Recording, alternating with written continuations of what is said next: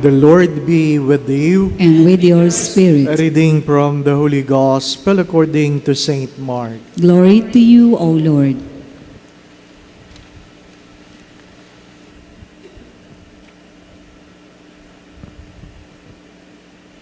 The disciples had forgotten to bring bread, and they had only one loaf with them in the boat. Jesus enjoined them, watch out, guard against the leaven of the Pharisees and the leaven of Herod. They concluded among themselves that it was because they had no bread. When he became aware of this, he said to them, why do you conclude that it is because you have no bread? Do you not yet understand or comprehend? Are your hearts hardened? Do you have eyes and not see, ears and not hear?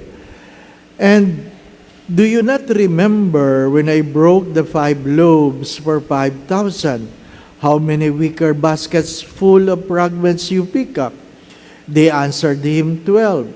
When I broke the 7 loaves for the 4,000, how many full baskets of fragments did you pick up? They answered, 7. He said to them, do you still not understand?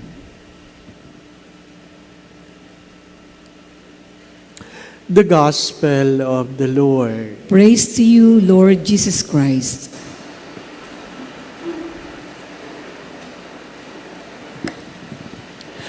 The first reading speaks of desires. Desires. Sometimes our desires lead us to a better life. To a better life. And how to achieve it. Sasabihin ay, ayoko nang mahirap, ay di magsusumikap tayo para makaahon sa kahirapan. Diba? Gusto ko nang gumaling, ay di nagsusumikap kang ayusin ang buhay mo para gumaling. Desires are not bad. But the first reading says, there are desires that are bad. Not only bad, can lead you to sin, and we are reminded that sin leads to death. So, the first reading invites all of us to check on our desires. Mabuti ba yan? Tama ba yan? Maganda ba yan? At alam natin that the enemy of the best is always the good. The enemy of the best is always the good. I have said this many times. There's a book entitled The Enemy Called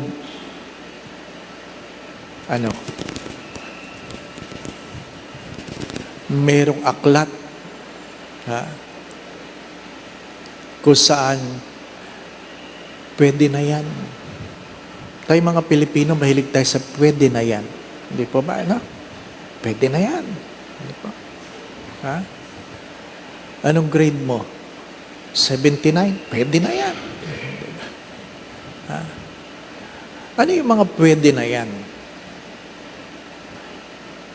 Mga pwede na yan that prevents us from reaching our dreams. Reaching our dreams. But what is important also, that if you have a dream without a plan is an illusion. So, if you have a dream, you ask yourself, paano ko ba ito gagawin? Paano ko ba gagawin? Ano po? Pag hindi nyo alam kung paano nyo gagawin, ay, walang mangyayari. Any dream, regardless how good, if there's no plan to achieve it, no goal, then they are mere illusions. Don't settle for the average. Don't settle for the average. That's our common enemy. The enemy called average. Nakwento ko nung minsan kung saan merong isang babaeng na-depress kasi bagsak siya sa bar exam. Ano po? Naintindihan ko yun. Naintindihan ko yun kung anong pakiramdam ng bagsak. Di po ba? No? Ang sabi niya sa akin, bakit hindi dinidinig ni Lord ang aking panalangin? Ang tinanong ko sa kanya, ilan yung kumuha ng bar exam? Ilan? Di ba? No? Kung 5,000 kayo kumuha ng bar exam, ibig sabihin, yung 5,000 yung nagdadasal, makapasa. Di po ba, no? Hindi lang ikaw ang nagdadasal na makapasa. Yung lahat ng kumuha ng exam, nagdadasal na makapasa.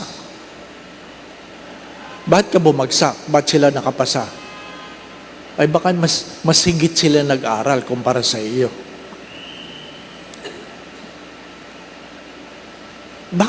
Bakit hindi ka nag-aral ng higit? Kasi pwede na yan. Hindi po ba, na? Pwede na yan. My dear friends, my brothers and sisters, the gospel reminds us of what? Sometimes, when God speaks to us, we simply think of material things. Material things. Don't settle for material things. Why? As many times I have said, we came naked, we will leave naked. Dumating tayong walang dala, alis tayong walang dadalhin. So, do you think God is interested with your material things? No. As many times I have said this, you must know that what is more important is not what your hands can hold, but what your hearts can keep. You examine your desire, whether you like it or not, finds home in your heart. Finds home in your heart.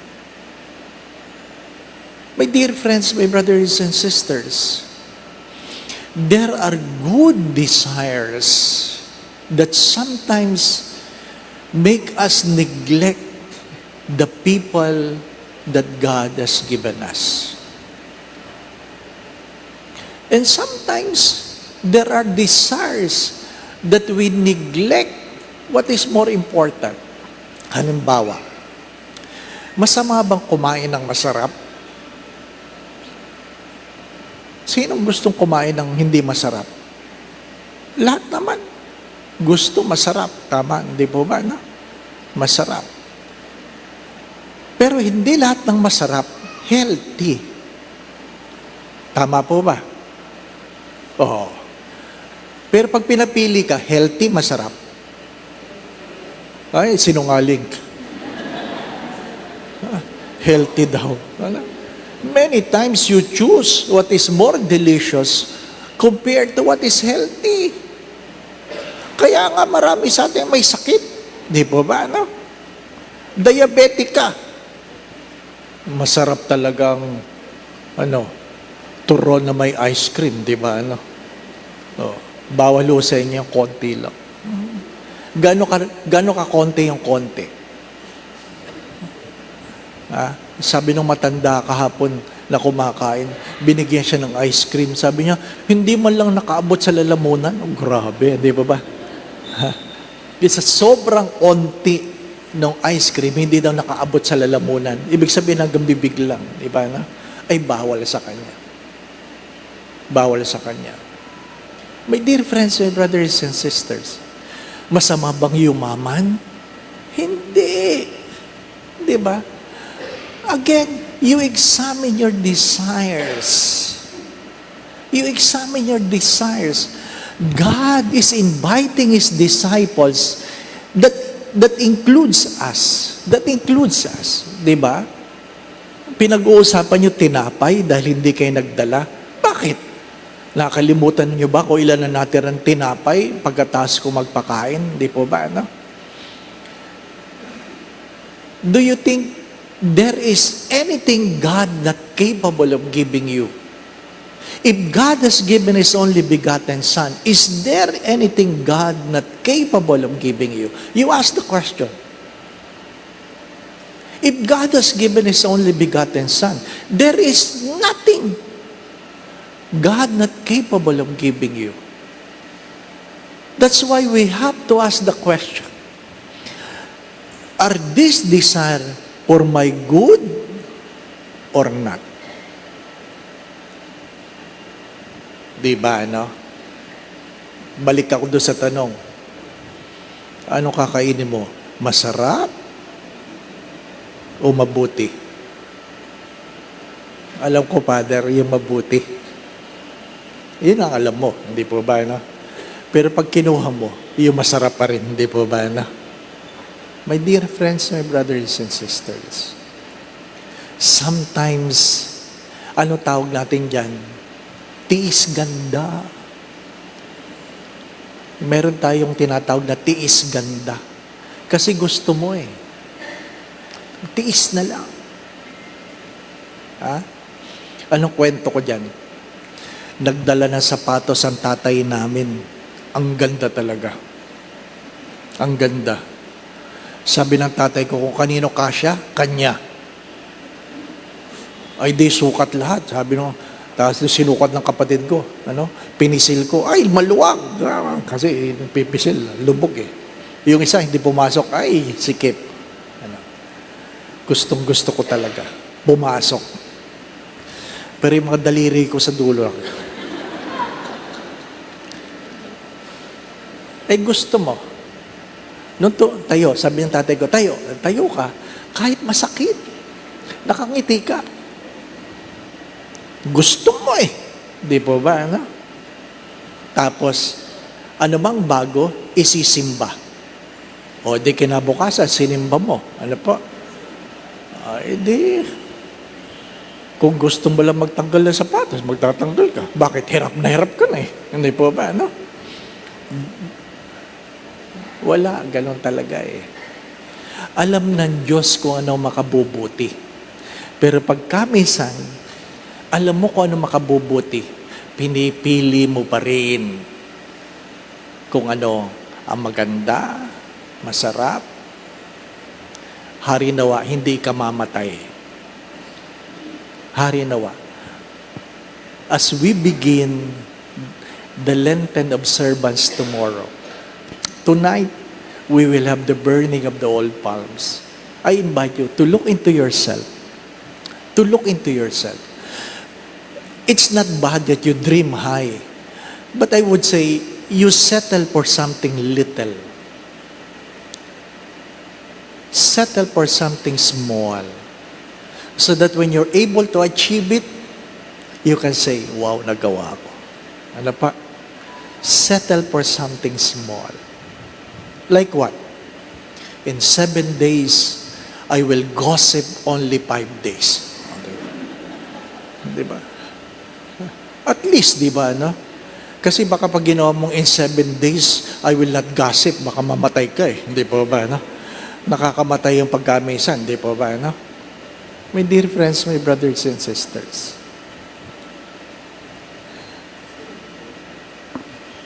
alam ng Diyos kung ano ang kaya mo. Pero alam din ng Diyos kung ano ang kaya mo at the moment.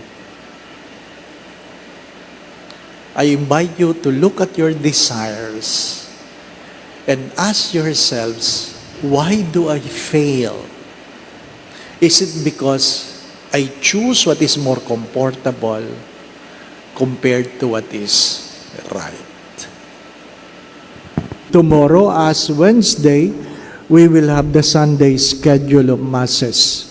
What is important is the mass, not just the imposition of asses. Mahirap yung hindi ka nagsimba, nagpalagay ka lang ng abo. Ano po? Mas mahalaga yung misa. After the mass, we will have the burning of the old palms. For those who can join us, you can join us. Ano pa? For those who have been asking about fasting and abstinence, ano pa? If you are 14 years old, then you are already required to do the fasting. 14 years old. Ano po ba yung fasting, Father? Ang pagkakaintindi ng marami sa fasting ay you miss one meal. You miss one meal. Ang right definition ng fasting ay you only eat one full meal. Hello? Malungkot, no? Malungkot. Fasting is not missing a meal, but only eating one full meal for the whole day. Pero kung kayo ay may sakit, then maybe you can be excused. Ano po? Pero huwag kayo magsasakit-sakitan. Baka matuluyan kayo. Ano po? So, ang mahalaga ay hindi yung hindi ako kumain.